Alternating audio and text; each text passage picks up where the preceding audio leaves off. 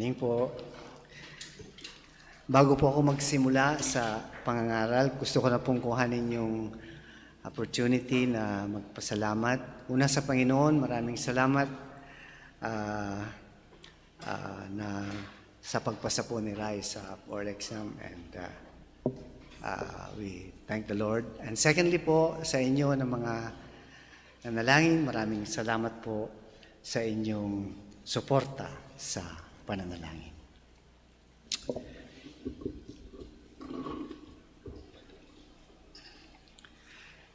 Sa ating pong bansa, sa Pilipinas, ang itinuturing po nating pinakaunang presidente ay si General Emilio Aguinaldo. Sa kasalukuyan, ang ating Pangulo ay si Bongbong Marcos Jr., ang pang-18 na presidente po natin.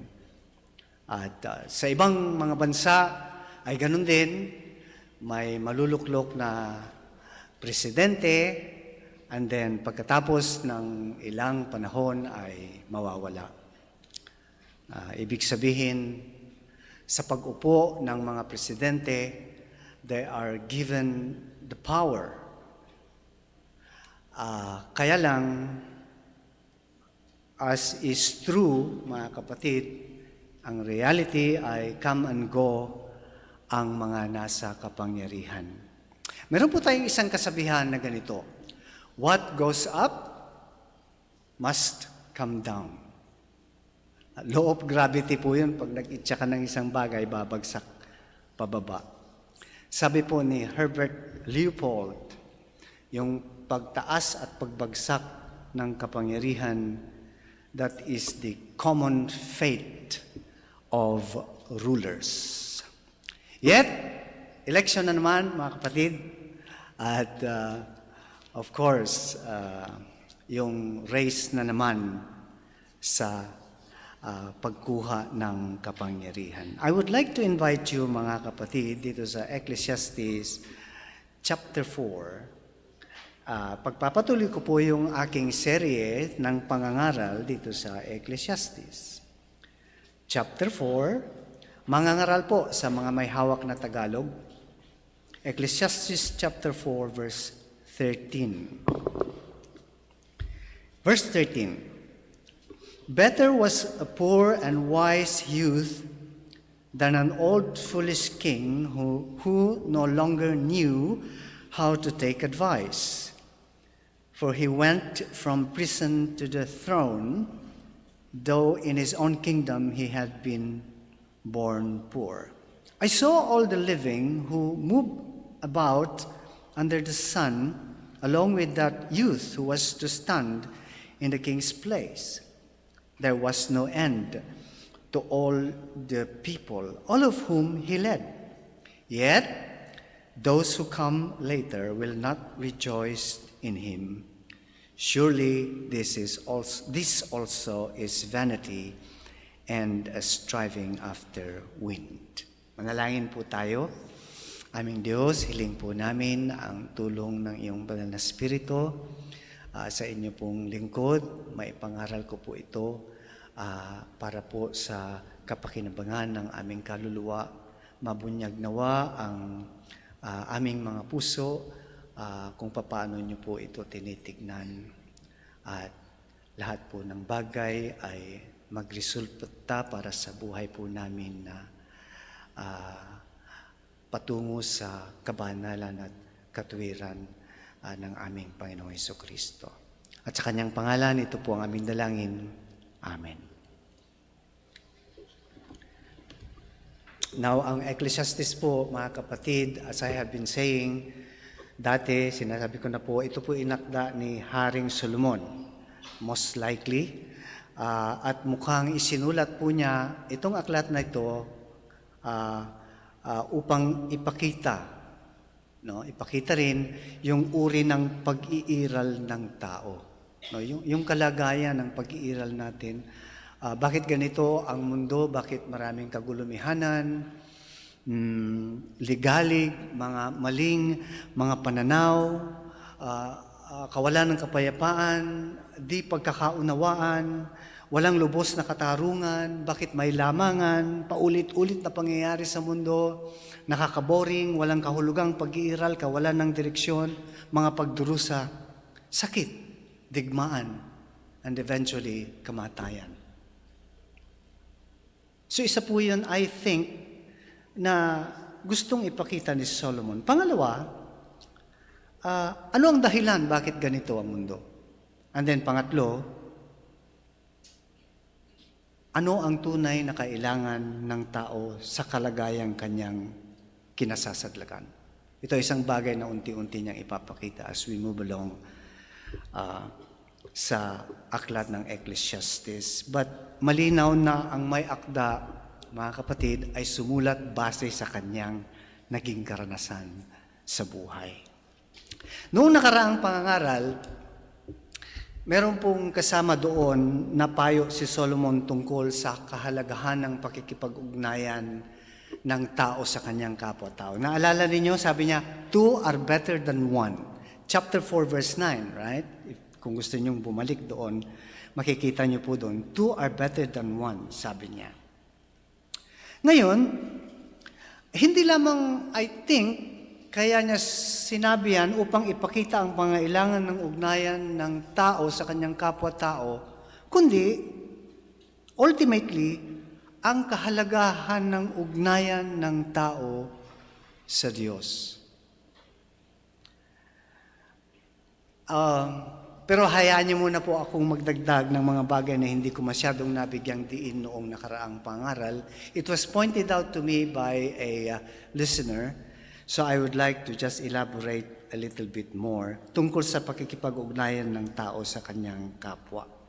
Naunawain po natin, mga kapatid at mga kaibigan, na sa simula pa lang, sinabi ng Diyos, it is not good for man to be alone. Tama po ba? Of course, kabisado niyo po yan. Sa makatwid, ang tao ay dinisenyo na nakikipag-ugnayan sa kanyang kapwa. No man is an island. Ay isa rin kasabihan na totoo. No? Hindi tayo makakapamuhay ng tayo lang. At katunayan, si Solomon doon sa chapter 4 verse 9 hanggang 12, nagbigay siya ng mga, ano bang pakinabang kung tayo nakikipag-ugnayan, kung we are in a partnership. Kaya lang, ganito po.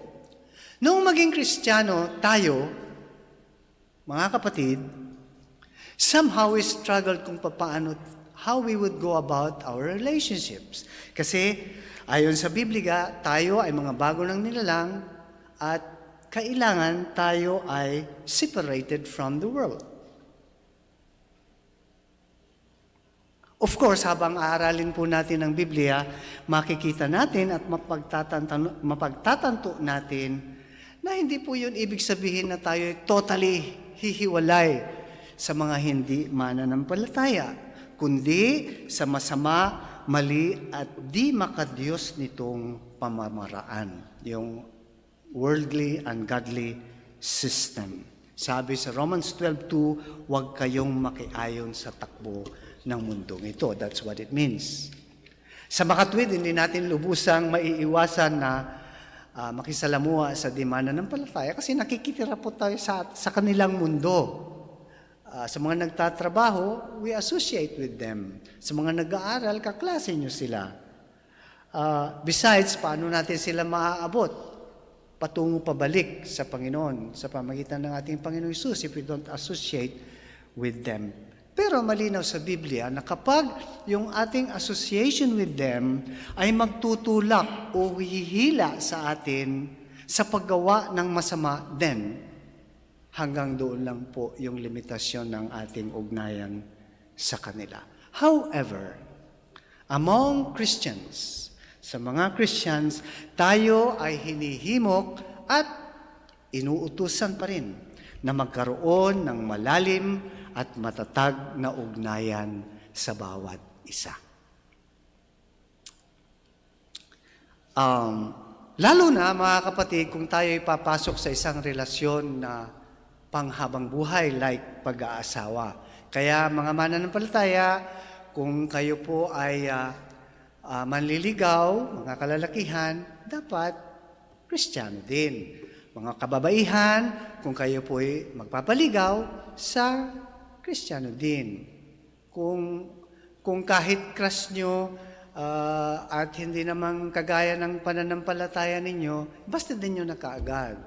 O huwag nyo nang ligawan, mga kalalakihan, para hindi na kayo matukso sa isang relasyon na hindi kalooban ng Panginoon. Of course, sinasabi ko po ito doon sa mga pwede na. Yung mga nag-aaral, tsaka wala pang trabaho, wag muna. Saka na yan. Okay? Now, ini-encourage sa mga Kristiyano na huwag kaligtaang makipag-ugnayan sa bawat isa. Tandaan po natin, we are a family. So, kasama tayo dapat sa pagtitipon, sa fellowship at gatherings at sa mga ministries kung saan tayo'y makakapagpalakasan sa bawat isa. Alam po ninyo, yung pakikipag-ugnayan po natin at pakikipag-participate natin sa church, yan po yung magpapaigting sa ating pagsisikap sa paggawa at paglilingkod sa Panginoon sa Kanyang kaharian sa pamagitan ng church. Besides the fact, mga kapatid, na nakakapagpalakasan tayo when we are together sa pakikidigma sa ating makasalanang likas at sa hila ng mundo. Tandaan po natin, mga kapatid, mas madaling magpakasama kaysa magpakabuti. Okay? Besides, kung may pananagutan tayo, di ba? Kasi pag lagi tayo magkakasama, nagkakaroon tayo ng pananagutan, accountability sa bawat isa, magkakaroon tayo ng pagtatalaga, resolve para sa katuwiran. Gayon din, ang ating relasyon sa bawat isa ay nagpapasigla sa atin. Brothers and sisters, we simply cannot survive in this world as Christians on our own. Kailangan natin ang bawat isa. Kaya nga, hanggat maaari, nakikipagbarkada po tayo sa mga kapwa Kristiyano. But since hindi natin magawa ito ng totally, iba yung pag-iingat ang ating gagawin upang hindi tayo matukso ng kanilang sistema. But then when Solomon said, two are better than one, he wants us to see na hindi tayo nilikha o dinisenyo na hiwalay sa bawat isa, lalo na sa Diyos. Sa ating present text, mga kapatid, patuloy tayo sa pag-aaral ng namatyagan ni Solomon. Now, kung babalik tayo ng kaunti, sa chapter 3, verse 16, and then aabante kayo ng chapter 4 hanggang verse 16, yan po ay isang section malaking kabanata po yan na mayroong malawak na tema tungkol sa kapangyarihan or power sa mundo na ating ginagalawan. Sa chapter 4 verse 1, sabi doon ng hari, mayroong oppression o pang-aapi ng tao sa kanyang kapwa. Mangyayari lang po yan, yung oppression na yan, kung mayroong imbalance ng power sa lipunan. Kaya sabi niya sa chapter 5 verse 8, huwag kang magtaka kung may makita kang taong inaapi sa isang lugar, dahil sa chapter 6 verse 10, last part, sabi niya, walang taong makalalaban sa isang mas malakas sa kanya. Mayroong power play. Okay? At dito sa chapter 4, yung ating text, verse 13 to 16, may pagsasalarawan siya kung paano ito umiinog. Okay, kung ibubuod po natin ang mga talatang yan, chapter 4, verse 13 to 16, ay makikita natin ang pagpapalit ng kapangyarihan ayon sa hinihingi at nasain ng madla o nakararami. Okay? The succession of power according to popular demand. Kaya ito po ang aking pamagat at outline. Ang aking pong pamagat, maiksi lang, the cycle of power. Sa Tagalog, ang pag-inog ng kapangyarihan. Dalawa lang po ang aking punto. Yung unang punto, kukuhanin niya yung napakaraming bahagi ng mga talata, 13-16 hanggang A. The ascension to power, ang pagkaluklok sa kapangyarihan, no? Ang pag-akyat sa kapangyarihan. At ang aking pangalawang punto, the descent from power, ang pagbaba o pagbagsak mula sa kapangyarihan. Verse 16b. Okay. Now, unawain po natin, mga kapatid at mga kaibigan, na ang setting ng pagkakasulat ay makalumang monarkiya. Okay, so we're here talking about princess, kings, queens, no? Generals, mga ministro. Hindi po modernong presidente ang usapan dito or prime minister and the like. Pero noon at ngayon, parehas lang ang ideya. Ano po 'yon? Paligsahan ng kapangyarihan. Power struggle, mga kapatid. Pansinin ang salitang better sa verse 13. Ito na po ang siyam na paggamit ng salitang ito, yung better sa Ecclesiastes, at least sa NIV. Salitang may kinalaman sa pagpipili, di ba? This one is better than this one. So merong choice na madalas gamitin sa wisdom literatures. Now, reading the verse, it says, better was a poor, wise youth than an old, foolish king. Meron siyang kwento, no? Tungkol sa isang hari. At ang kanyang description ng hari ay foolish king. Now, wala pong specific na kasaysayan o naitalang kasaysayan sa Biblia patungkol sa ganitong sitwasyon. Generally, may nangyayari pero walang specific. Probably, meron silang alam na nangyayari nung kanilang kapanahunan at inaasahan ng may akda na alam ito nung kanyang mga babasa at that time. Okay? Pero ang sabi niya, foolish king. Bakit daw foolish yung king? Yung pangunahing tauhan? Dahil siya daw ay hindi na marunong tumanggap ng babala o payo. Di ba? Sa English, no longer knew how to take advice. Indeed, mga kapatid, ang Proverbs laging nagbababala tungkol sa hindi pakikinig sa matuwid na payo na nauuwi sa kahangalan. Katulad halimbawa ng sinabi sa Proverbs 12:15, isulat nyo na lang.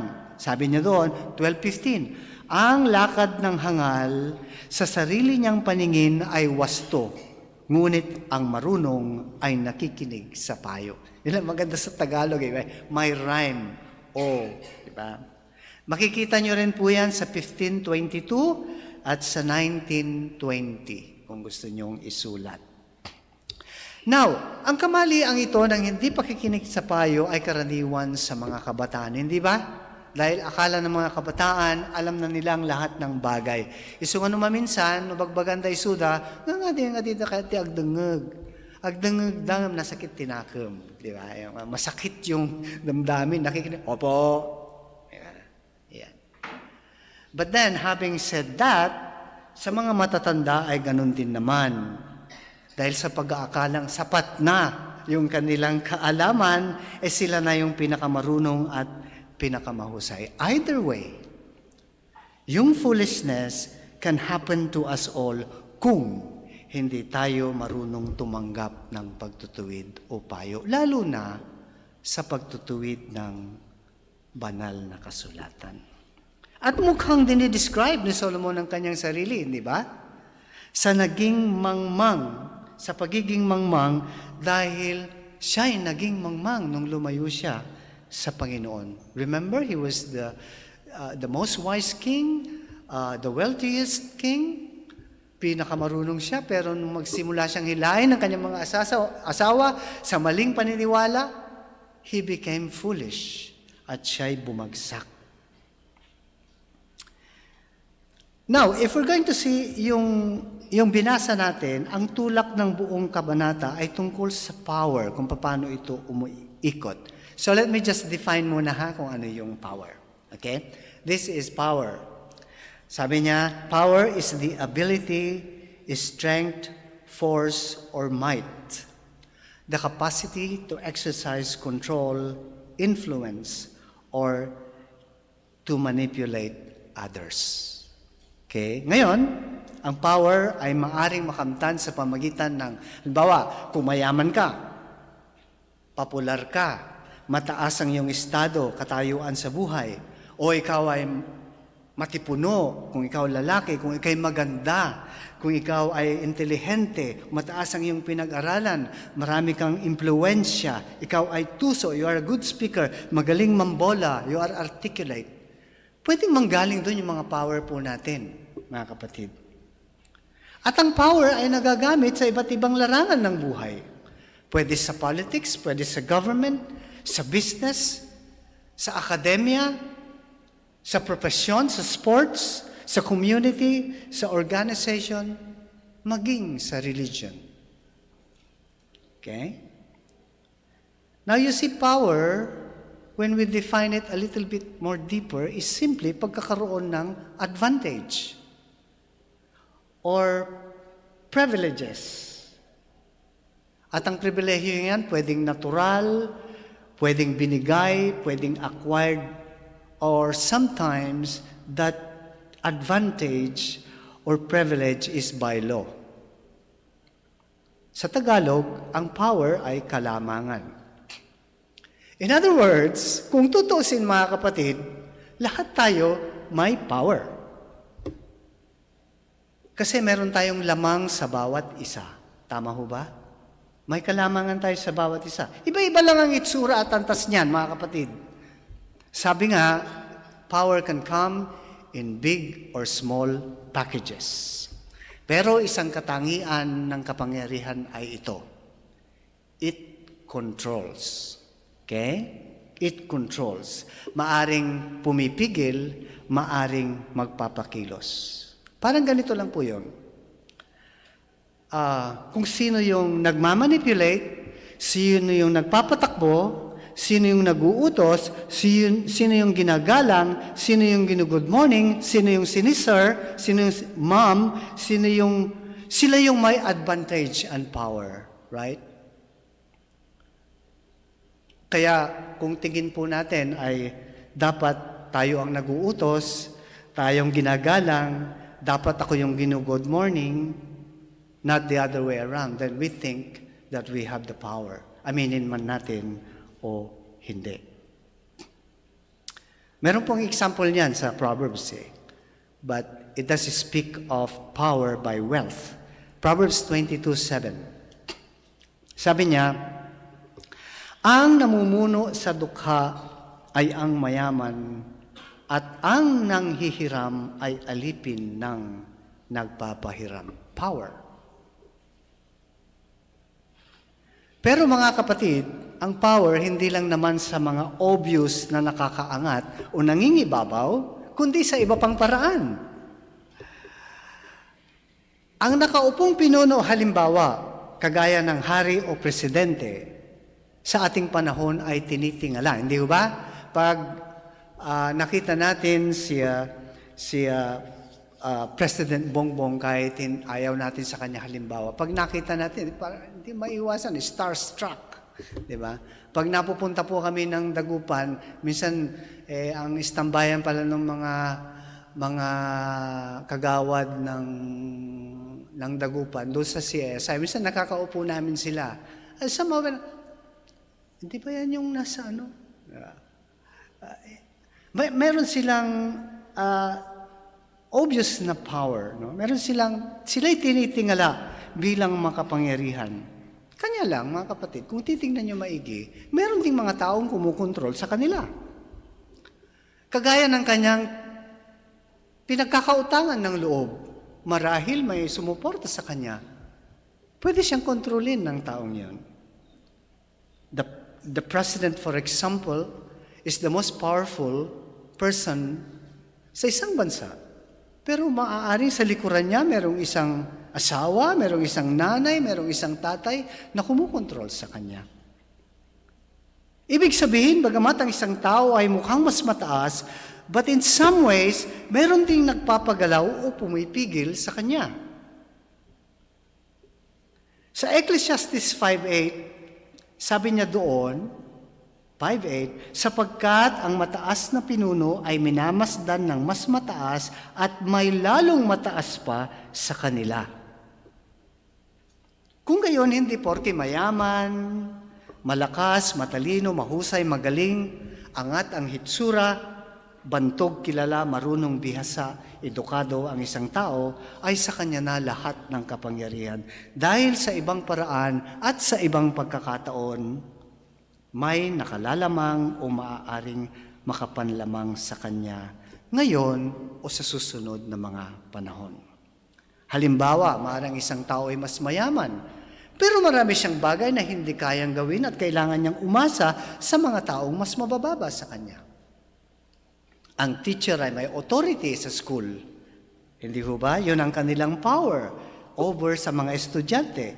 But the students can terrorize the teacher as well. Sa kanilang karahasan bilang mga kabataan, isama pa yung kanilang mga karapatan, rights sa mga panibagong batas. Ang mga magulang, mga lolo, mga lola, meron silang parental privilege, yung kanilang power sa mga anak, sa mga apo, sa kanilang mga kaapu-apuhan. But then, pwede rin silang abusuhin ng mga anak, apo, dahil alam nila ang likas na pagmamahal, no, ng mga ito to their advantage, kinship privilege sa kanila. Sa workplace, ang boss ang pinakamataas, pero pwede siyang imanipula ng mga empleyadong may mahalagang papel sa kumpanya na mapipilay ang kumpanya kung wala sila. Sa politika, kayang utuhin ng nasa posisyon, uguyin at paikutin ang nasasakupan. Pero, di ba, habang nakaupo sila doon, sila yung boss, pero inaabuso at hinuhututan din sila ng mga botante sa panahon ng eleksyon. And we actually blackmail them. Di ba? Ano yan yung blackmail? Ang blackmail po may threat para meron kang makuha sa kanya. May banta para meron kang makuha. Power po yun ng botante. Hindi ba? At sila'y pumapayag na abusuhin, pero nagngingit-ngit dahil walang boto kung sila ay tatanggi. Pero babawi rin sila pagkatapos. Gamitan lang, mga kapatid, ang power sa mundo. Kaya, it is a fact, reality, na meron tayong lahat, certain levels of power above others as much as others have power above us. Panapanahon, pagkakataon lang. Ganyan po ang power play. Okay? At whether sa isang bansa ay demokratiko, monarkiya, diktatorial, parlamentaryo, nangyayari po yan. Nangyayari din po yan sa ating bansa, sa national, sa regional, sa provincial, municipal, barangay level. Sa workplace, nangyayari rin po ang power struggle. Sa trabaho, publiko o pribado, sa opisina, sa school, sa mga organizations, sa mga associations, malalaki o maliliit. In fact, nangyayari din siya sa mga magbabarkada, magkakaibigan, magkakaklase. Nangyayari din po yan sa families, sa mga magkakapatid o magkakamag-anak.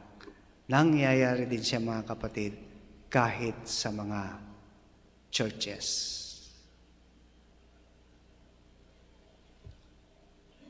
Sa makatuwid, kahit sino, mayaman, mahirap, lalaki, babae, matalino, hindi, bantog, karaniwan, bata o matanda, ang kailangan lang, konting lamang, a little advantage and privilege that opportunities and circumstances provide. At meron na tayong kanya-kanyang amount of power sa ating disposal. We can use it. Kaya nga dito sa verse 14 and 16, tignan ninyo. Ang kwento po ay ganito lang, no? Merong isang bata na dati ay mahirap, tapos ay naging hari, and then maraming sumunod sa kanya dahil siya ay popular, and then what's gonna happen? There was no end of all the people, all of whom he led. Yet, pagkatapos ng ilang panahon, those who come later will not rejoice in him. Tapos na. Now,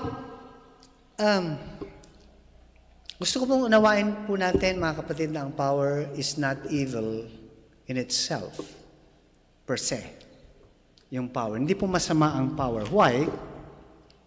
Alalahanin na nung nilikha ng Diyos ang tao, binigyan siya ng dominion, and that is power sa part ng creation.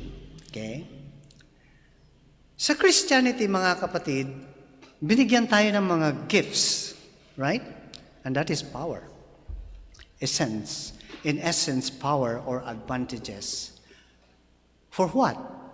For the benefit of the church. Gifts that differ, sabi niya sa Romans 12:6, na kapaki-pakinabang kung gagamitin sa tamang paraan.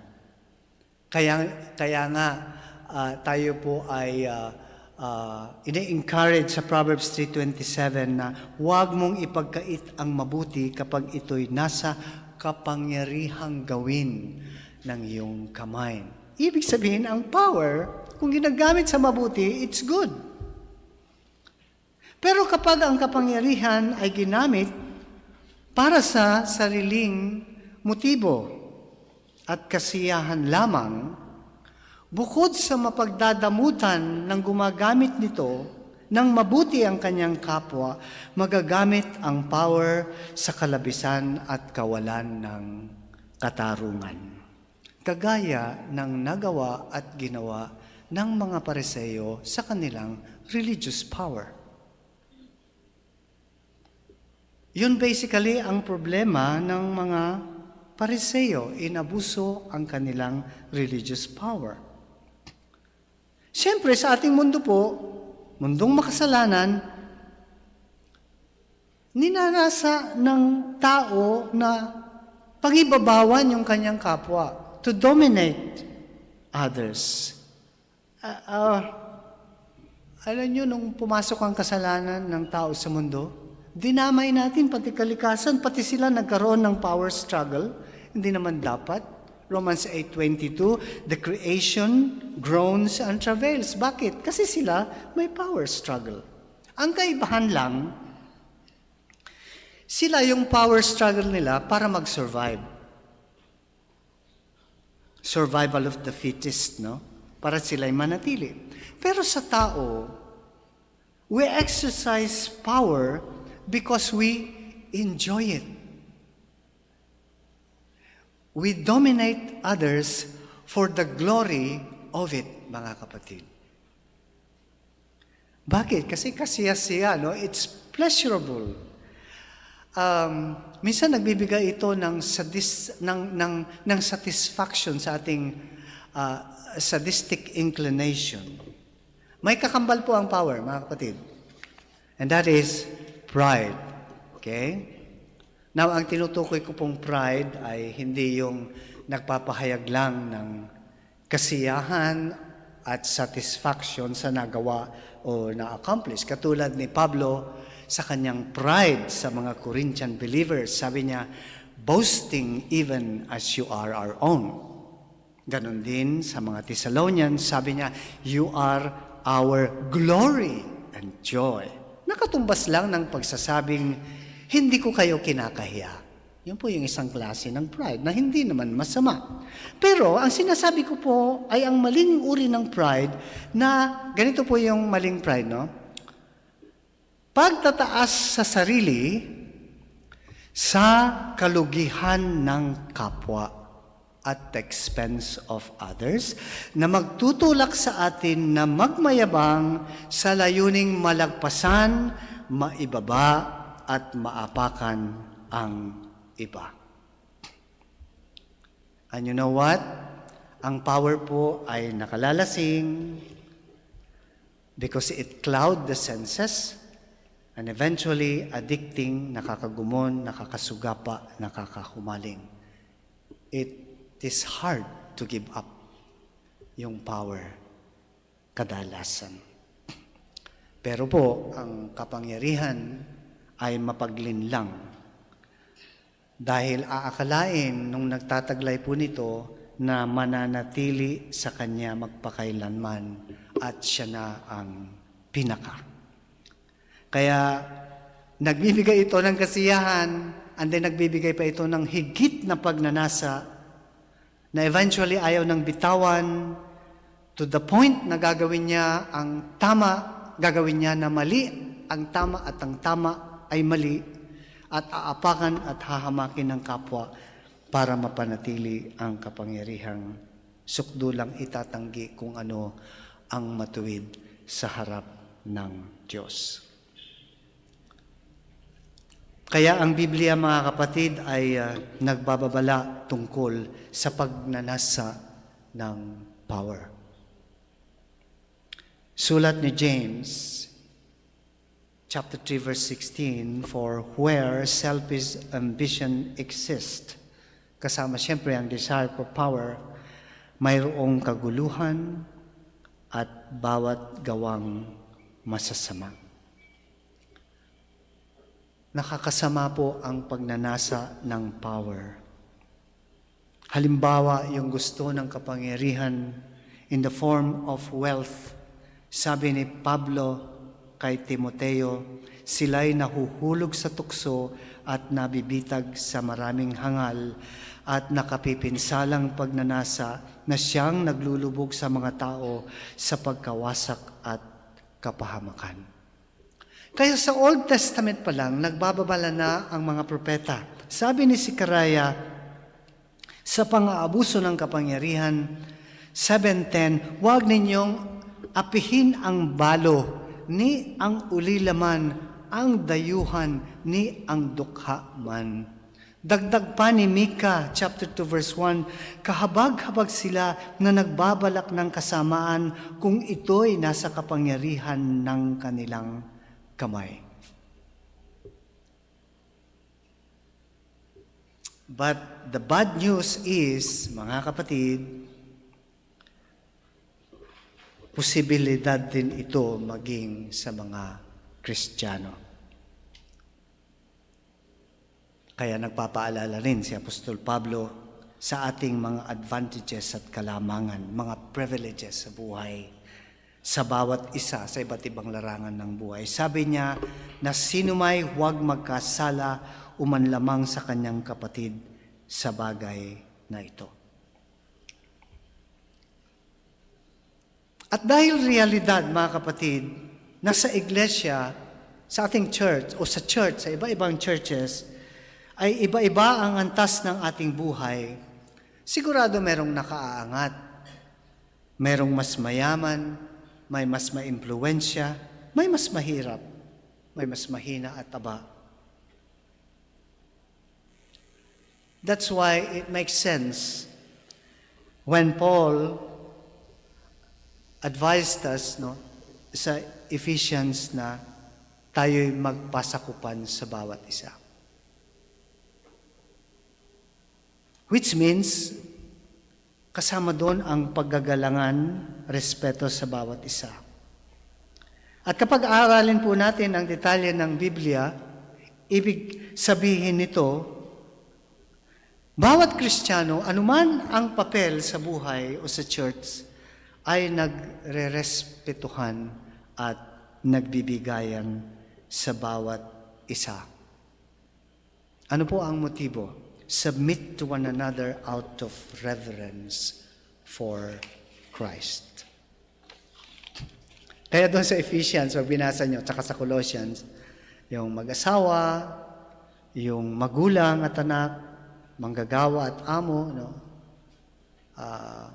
Literally slaves and yung kanilang master.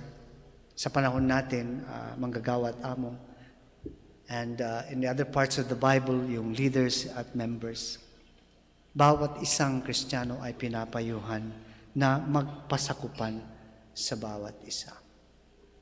Bakit? May power struggle. Sa mga mag-asawa, imposible naman pong walang power struggle, di ba? Kasi yung husband, binigyan ng headship privilege, di ba? And sometimes, husbands, we abused it. Yung wife, binigyan ng love privilege, di ba? And sometimes, you also abused it. Power struggle sa loob. Sa magulang, sa anak, ganun din, di ba? Pareho silang may power. Power struggle sa boss, sa amo, sa leaders, at sa mga members, ganun din. Kaya nga, sa Hebrews 13:17, sabi doon sa mga members, pagdating sa kanilang mga leaders, sumunod kayo at pasakop sa mga namumuno sa inyo. For they are keeping watch over your soul.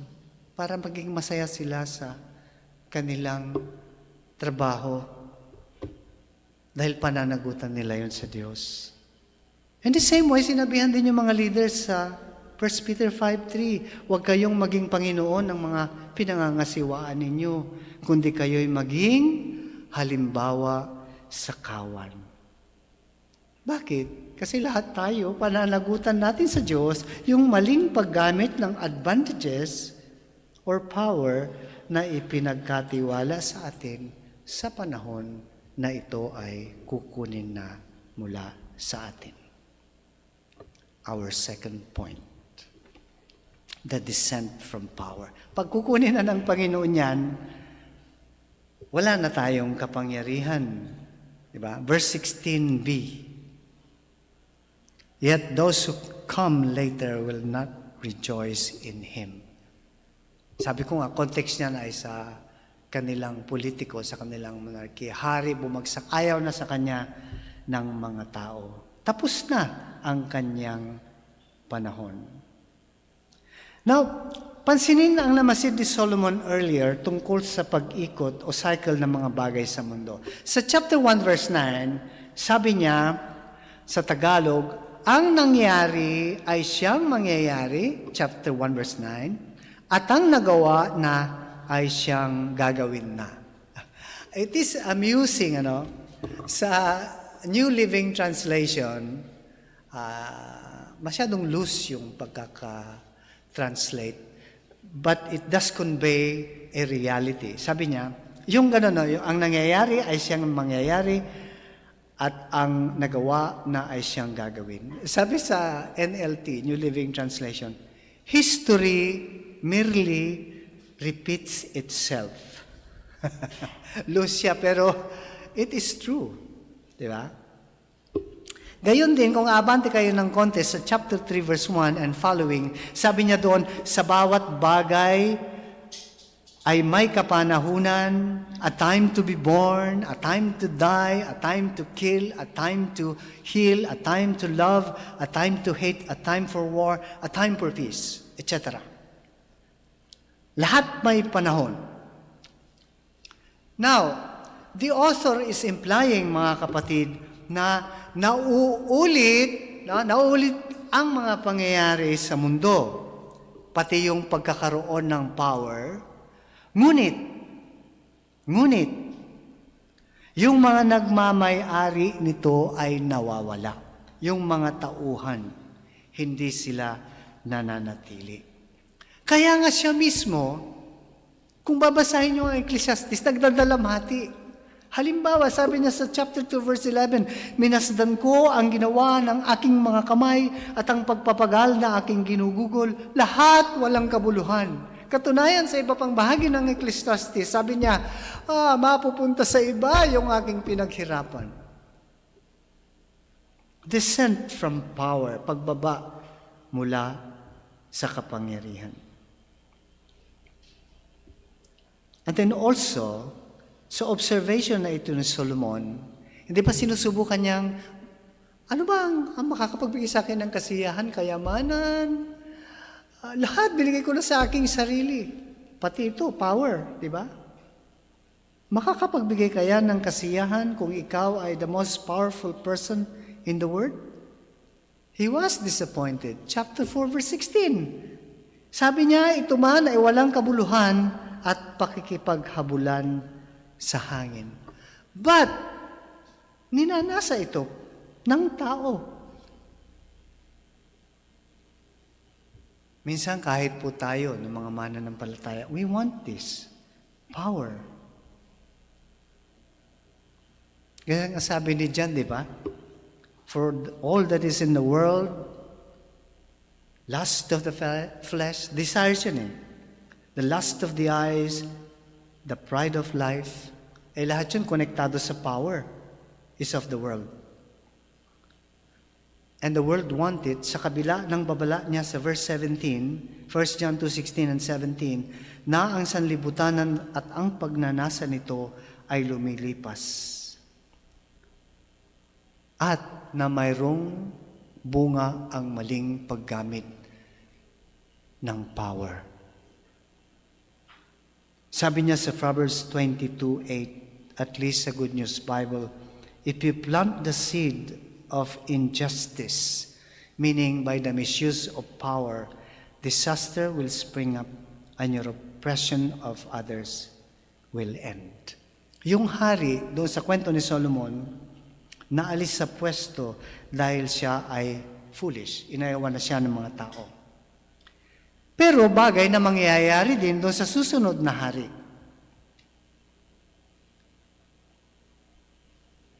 Sa makatwid, walang kapangyarihan na umiiral sa mundo ng absolute. It will end sooner or later. Why? Because Daniel said, the Lord removes kings and sets up kings. Kaya nga, isipin niyo maigi, the Lord removes kings and sets up kings. Sa makatwid, nasasayang ang oras ng mga taong masidhing nakikigulo sa politiko, nakikipagtalo tungkol rito. Kasi iluluklok ng Diyos ang kanyang nais na iligay at bigyan ng kapangyarihan. Somebody asked me, minsan merong isang medrep na mahilig sa politiko. Medyo kaedad ko siya, sabi niya, ano ka ba sir, Marcos ka ba o Aquino? Ay, nakaka-relate ba yung iba? Nung panahon po namin, Marcos Aquino. Ilocos saka Tarlac. Okay. Sabi ko, bakit? Ano ka ba?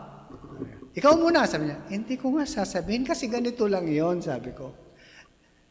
Ito si Marcos, meron siyang napaboran, meron siyang naapakan. Si Aquino ganun din, may napaboran, may naapakan. Kung ikaw yung napaboran, gusto mo siya, kahit sino. Kung ikaw yung naapakan, ayaw mo sa kanya. Paano pag ako yung naapakan, ikaw yung napaboran? Magkakasundo ba tayo? Di mag-aaway lang tayo. You know what I mean? Kaya po if you would ask me kung sino yung mga iboboto ko po, unless gusto nyo lang ng information, sasabihin ko. Pero pag makikipagdebate kayo sa akin o i-convince me, i-convince po nyo ako, hindi ko sasabihin. Hindi ko rin tatanungin kung sinong gusto nyo. Why? Iluluklok ng Diyos kung sino yung gusto niya. Regardless of who we support. Kaya sana mga kapatid, wala pong ano no, wala pong magkakaroon ng gasgasan dito dahil sa politiko. Hindi po tayo kasama diyan. The Lord will put kung sino ang gusto niya sa kapangyarihan. But it doesn't mean na hindi po tayo maayos na pipili o na hindi na tayo bumoto. Wala rin pala kung sinong ilalagay ng Diyos. Remember, meron po tayong Christian duty na sumunod sa batas ng pamahalaan ayon kay Pablo at ayon kay Pedro. Ngayon, bakit ang tao sa sanlibutan takot na mawalan ng power? O ng privileges or ng advantages? Because power is security, mga kapatid. So the more power you have, the more fear you also will have.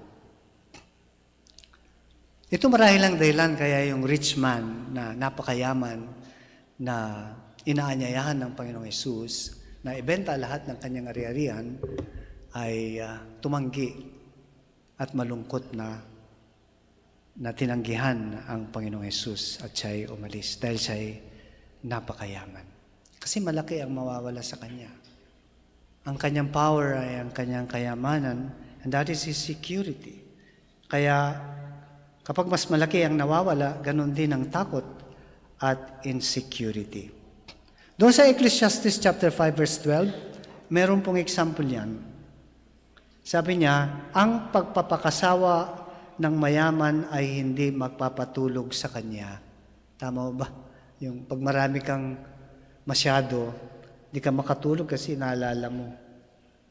Nai-insecure ka lalo.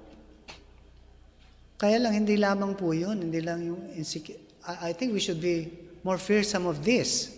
Ang sinabi ng Panginoon, to him much is given, much is required.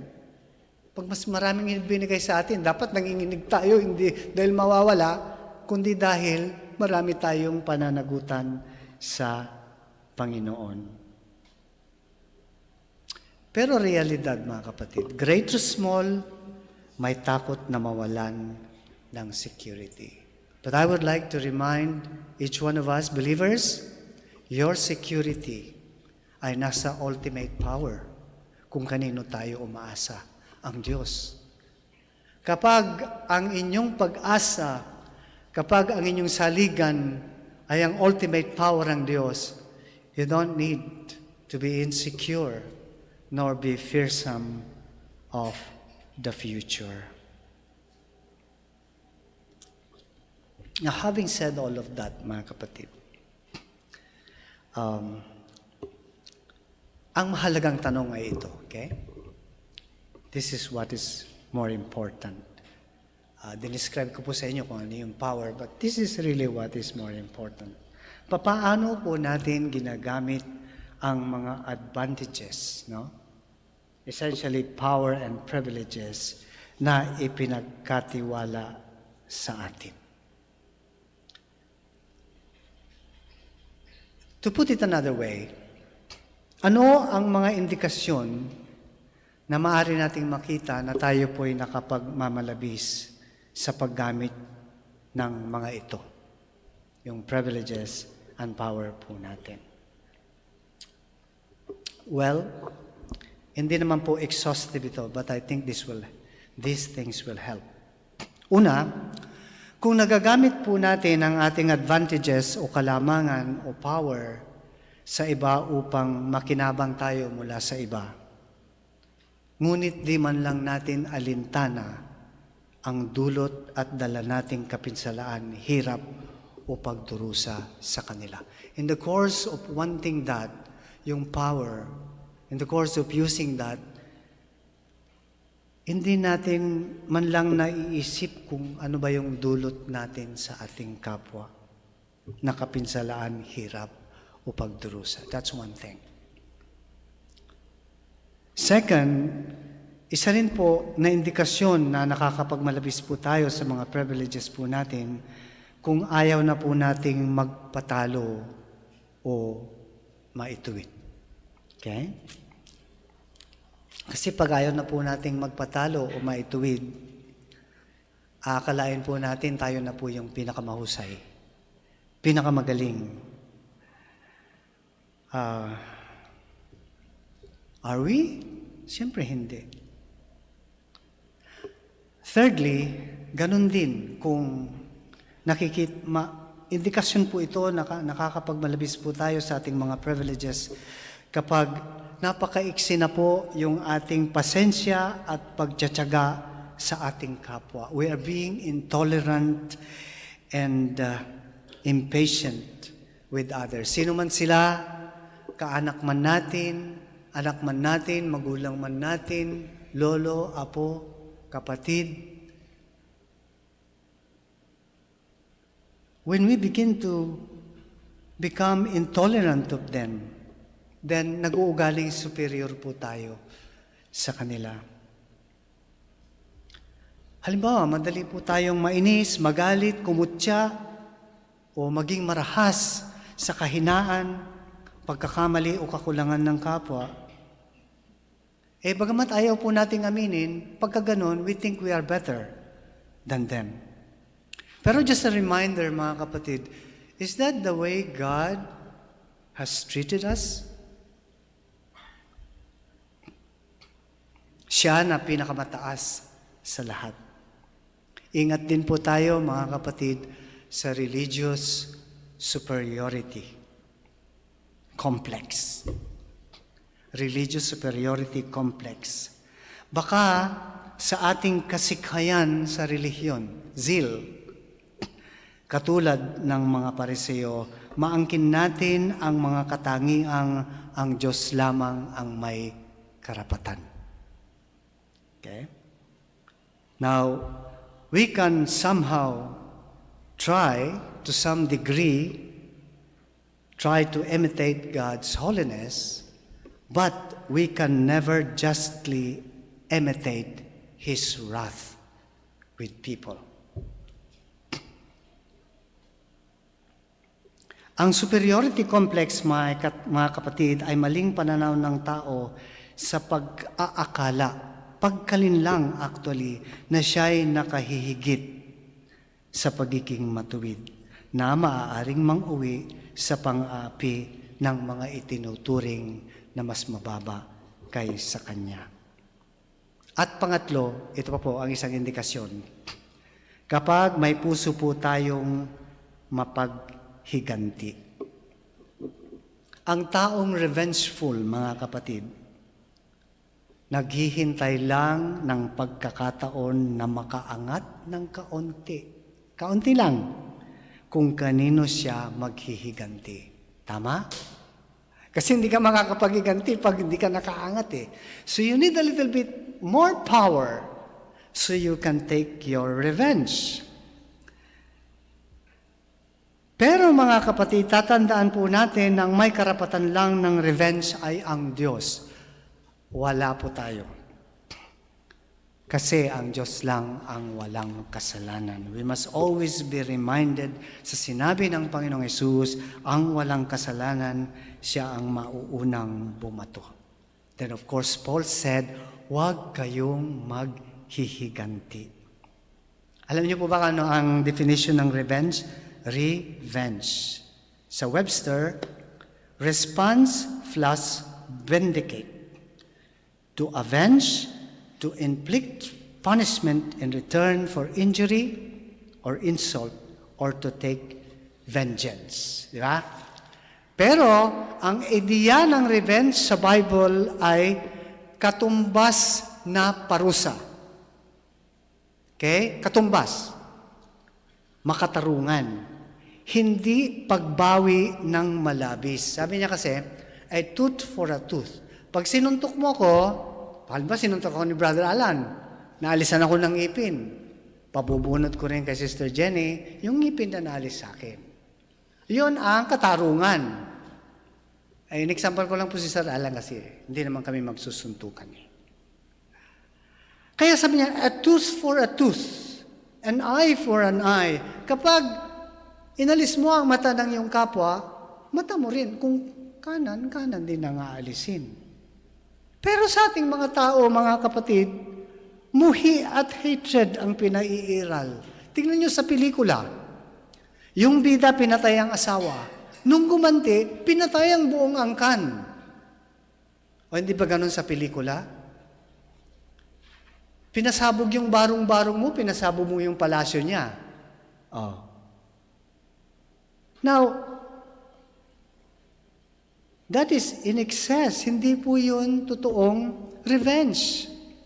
Nauunawain po natin na pagdating sa Diyos, ang galit, puot at ganti niya ay makatarungan at matuwid. Okay? Ayon sa perpektong pagkakalakip-lakip ng kanyang mga katangian. Iba-ibang katangian ng Diyos. Pag naglakip-lakip yan, yung galit at puot ng Diyos at ganti niya, essentially sa kasalanan, ay makatarungan at matuwid. Hindi kagaya natin. Kaya nga pinapayuhan tayo ni James. Sabi niya, dapat mabagal kayo sa pagkagalit. Dahil, sabi niya, nagpapaalalang ang galit ng tao ay hindi gumagawa ng katuwiran ng Diyos. I have an incident that I would like to tell you. Kailan lang ito nangyari? I was driving home with my wife. Nung nagdadrive kami, maganda naman highway naman Doon, may nakita kami, dalawang nakamotor. May 4 na sakay na mga kabataan. Alam niyo kung anong ginagawa nila? Nandun sila sa halos gitna ng kalsada sa side na kailangan mo siyang i-overtake ang daming sasakyan. Alam niyo kung anong ginagawa nila? Nagkukwentuhan na kaganon yung paa niya doon sa kanyang motor. May motor, may angkas silang dalawa na kaganon. Siyempre, sabi ko, righteous indignation. Dapat hindi nila ginagawa yun, di ba? So, usually po pag may ganon, may tricycle sa harap, binubusinahan ko ang konti. Pag lumihis, ay, praise the Lord, di ba? Kasi lumihis. Pag hindi, isa pa. Pero hindi po yung ganon. Hindi kasi pagka ganon, delikado, baka may dala-dala. Kaya, ganon lang po yun. Pag tumingin, at gaganon naman yon, ay, salamat. Di ba? Pero pag tumingin, at hindi umalis, try mo pang isa. Ganon lang din. Pag hindi pa yun umalis, pabayaan mo na. Hintayin mo na lang. Yung nangyari dun sa dalawa, righteous indignation ka mo tumingin silang 4 Buti na lang at merong space, nakalusot din kami. Pero hindi sila gumilid. And then nung makalagpas na ako, sabi ko, tama ba yung nagawa ko? Paano pag hinabol kami nung ang dami-dami sasakyan? Paano pag may armas yun? You know what I mean? Sometimes, yung galit natin, kala natin righteous indignation, but sometimes, unwise na paggamit ng ating galit. Ang galit ng tao hindi gumagawa ng katuwiran ng Diyos. Oh, by the way, the Bible describes God as God is slow to anger. Now, nangyayari din bang pagmamalabis sa ating mga Kristiyano? Of course, dahil kung hindi na po sana sinulat yung mga epistles na tumatalakay sa mga ito. Pero minsan, mga kapatid, yung abuse ng power at revengeful spirit ay nagsisimula lang sa mumunting hidwaan. Yung differences, minsan may mga pagkakaiba lang tayo. Opinyon, paraan ng paggawa, na nauuwi sa inisan, ayaw magpatalo, eventually nagkakagalit, then nag-aapihan, then gantihan. Sigurado naman pong lahat tayo merong ayaw sa bawat isa. Tama ho ba? Alangan naman pong lahat gusto nyo sa akin, lahat gusto ko sa inyo. Lahat tayo merong ayaw sa isa't isa dahil magkakaiba tayo ng pamamaraan sa buhay, sa mga bagay, at ito yung mga bagay na hindi natin pwedeng ipilit, no? Sa iba na gawin nila sa ganun ding paraan kagaya natin. We can't insist on our own way on people. Because we're different. But the point is clear, mga kapatid. Dapat sa church walang power struggle sa anumang paraan. Hindi po tayo pantay-pantay sa antas ng buhay at pag-iisip. Di rin po tayo laging sang-ayon sa bawat isa, sa lahat ng bagay. Pero pinapaalala at payo ng Colossians chapter 3 verse 13, pagtiisan ninyo ang isa't isa at kung ang sino man ay may reklamo laban sa kanino man, magpatawaran kayo sa isa't isa. Alam po ninyo, sa totoo lang po, marami pong mga bagay, maliliit na mga bagay na hindi naman natin kailangang ipagdiinan o patunayan na tayo ang tama at sila ay mali. Ang kailangan lang, magbigayan, mga kapatid. Hindi po kasalanan yung sinasabi ko, yung mga differences lang po natin. Magbigayan. Meron pong isang kanta, yung mga 40s dito at saka mga 50s, I think you can relate. Yung mga younger people, I think you will also learn from this song. Ang context po ng kantang ito ay sila ay pasahero sa sasakyan. Ang pamagat po niya ay kahit konti. Alam niyo po ba yung kanta na yan? Maari bang umusog-usog ng konti? Hindi ko po kakantahin kasi baka injustice yung magawa ko. Kaya, basahin ko na lang, okay? Ito po, I think this was authored by Gary Grenada, na kinanta naman ni Florante, na pinasikat niya. Ganito lang po yan. Sabi niya, maari bang umusog-usog ng konti? Di ba sa jeep, usog-usog-usog? Hati-hati dahil masyadong masikip ang upuan. Di ba? Pag may nakikisiksik, ano ba? Okay. At kung iyong kausapin, sabi niya, ako naman ay hindi maselan at payag matabihan, umusog lang ng konti. Maari bang umusog ng konti? Sabi niya, madadaan sa usapan ang maaaring pag-awayan. Sakali mang mayroon kang napapansin, sabihin lang. At kung makatwiran, ako ay uusog din kahit konti. Hindi naman buong-buo ang hinihiling ko sa iyo, ngunit kahit kapiraso, mano ay magkasundo tayo.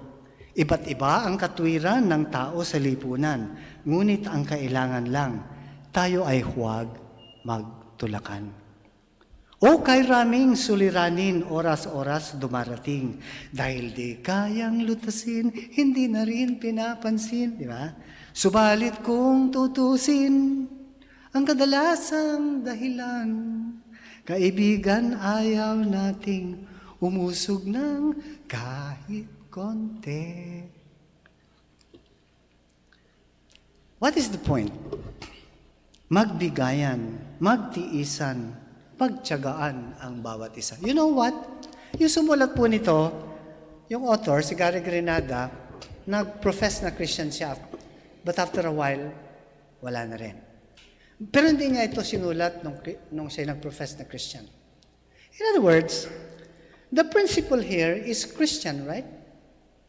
Pagtiyagaan, pagbibigayan sa bawat isa. You know, sometimes, there are so many godly principles in the Bible na mag-guide sa atin patungo sa katiwasayan sa pamilya ng Diyos kung atin lang itong kukuhanin at gagamitin. Kaya lang sometimes, yung mundo yung nakikinabang doon sa mga biblical principles na dapat tayo. Patience, di ba? Diligence, pag-iipon, mga biblical principles po yun eh. Yung sa mundo, yung mga tao sa mundo, hindi naman Kristiyano, nakita yung mga yon, nakita nila yung benefit, ginagamit nila. Yung mga Kristiyano, hindi nila ginagamit. Sayang naman. What is intended for us, ibang gumagamit. Kaya, basahin po natin yung Bible natin and see the principles there and we use them sa ating buhay. Anyway, mga kapatid, ang inaasahan po sa atin ay hindi paligsahan kung sino ang pinaka, kundi Hebrews 10:24, ating isaalang-alang kung papaano gigisingin ang isa't isa sa pag-ibig at mabubuting gawa. Hindi sa inggitan, sa inisan, awayan at siraan. When we do that, we are hurting the Lord's body, the church, and the Lord Himself. Christianity, anyway, mga kapatid, ay hindi tungkol sa kung sino ang boss, kundi kung sino ang servant. Hindi tungkol sa hirap o pasakit natin, kundi ako ba ang nagpapahirap sa iba. Hindi tungkol sa pagkaapi natin, kundi ako ba ang nangaapi ng aking kapwa mananampalataya. Let persecution and suffering come from without. Hayaan po natin na tayo po ay apihin mula sa labas, mag-suffer tayo mula sa labas, mula sa mga tao. But not from within the church. We are too busy fighting the world and our sinful nature. Hindi na natin kailangang magbangayan sa bawat isa. And that can only happen when we misuse our power, our privileges dito sa church. Brethren, mga kapatid, ano bang kapangyarihan, kalamangan, pribilehiyo na taglay natin galing sa at pinagkatiwala ng Diyos sa atin? Kung yan man ay kayamanan, talento, karunungan, edukasyon, estado ng buhay, pagiging kilala, ano pa man. Then, kasangkapan po natin yan sa paglilingkod sa Kanya. Gamitin po natin. Motibo? Out of reverence for God. Because if we misuse it, inaanyayahan po natin ang buhay ng kagulumihanan kagaya ng nangyari kay Solomon. Sa inyo po, na mga hindi pa nakakakita ng inyong pangailangan sa Panginoong Hesus, hindi ko po alam kung saan nakabase ang iyong kumpiyansa or confidence sa buhay. Siguro malusog ka, siguro malakas ka. Sa ngayon, o kayo ay may kakayanan o karunungan, o ikaw ay may impluwensya o kilala. Pero gusto kong unawain mo, kaibigan, na kung anuman meron ka ngayon, you are helpless against the holy and righteous God kapag humarap ka sa Kanya pagkatapos ng buhay na ito. Babala ng Ecclesiastes chapter 8 verse 8, no man has power to retain the spirit or power over the day of death.